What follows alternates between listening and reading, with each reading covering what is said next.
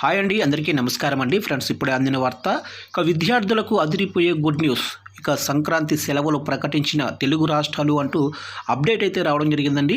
అయితే ఇందుకు సంబంధించిన పూర్తి వివరాలు అయితే మన వీడియోలో తెలుసుకుందామండి. వీడియో మాత్రం ఎక్కడా కూడా స్కిప్ చేయకుండా చూడండి ఫ్రెండ్స్, అప్పుడే మనకి పూర్తి సమాచారం అయితే తెలుస్తుంది. లేట్ చేయకుండా టాపిక్లోకి వెళ్ళిపోదాము. సంక్రాంతి పండుగ సెలవుల కోసం ఎదురు చూస్తున్న విద్యార్థులకు ఏపీ సర్కారు శుభవార్త చెప్పింది. రాష్ట్రంలోనే పాఠశాలలకు సంక్రాంతి సెలవులు ఖరారు చేసింది.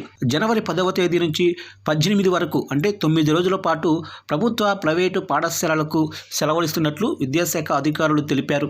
రాష్ట్ర వ్యాప్తంగా ప్రభుత్వ, ప్రైవేటు పాఠశాలలకు సంక్రాంతి పండుగ సెలవుల తేదీలు ఇవేనని అధికారులు స్పష్టం చేశారు. పండుగ తర్వాత జనవరి 19 నుంచి పాఠశాలలు తిరిగి ప్రారంభమవుతాయని విద్యార్థులు వారి తల్లిదండ్రులకు సూచించారు. కాలేజీల సెలవుల గురించి ప్రకటన రావాల్సి ఉంది. అటు తెలంగాణలోనూ స్కూళ్లకు ఇవే తేదీల్లో సెలవులు అయితే ప్రకటించే అవకాశం అయితే ఉంది.